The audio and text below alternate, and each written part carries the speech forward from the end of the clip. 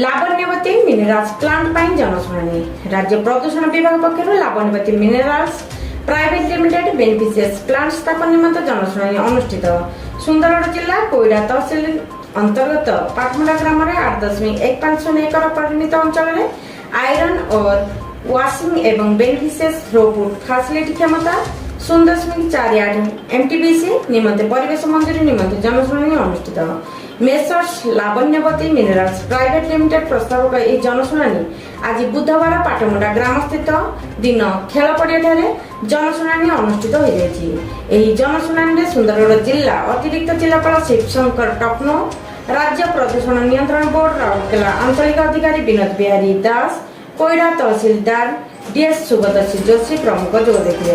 प्रथम beneficiaries plant प्रतिष्ठा हेले पारिपार्श्विक अंचल कि प्रभाव पड़ो और यार किपरि प्रतिकार कर संपर्क में लावण्यवती मिनराल्स परिचालक अभिमन्यु बेहेरा अवगत कराइबा जनसाधारण मानक मतामत लोड़ा देथिला।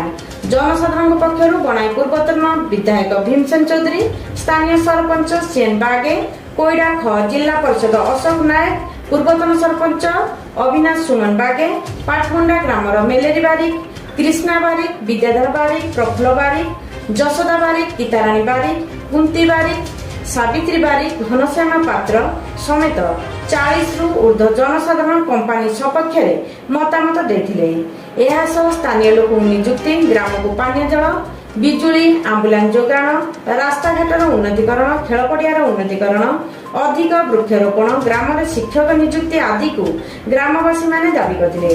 कंपानी चलिले नियम अनुसार ग्रामर समस्त दाबी को पूरण कराजियो बोली Lavanyavati मिनराल्स company पक्षरु प्रतिश्रुति देथिले। Lavanyavati मिनराल्स private limited company परिचालना निर्देशक अभिमन्यु बेहेरा, जीएम अमीय कुमार नायक, मैनेजर देवेंद्र कुमार महांती प्रमुख उपस्थित थिले। सुरक्षा निमंते वरिष्ठ पुलिस ऑफिसर अधिकारी माने जोग देथिले। टेंसारू समीर पाड़ी रिपोर्ट स्वासा टीवी।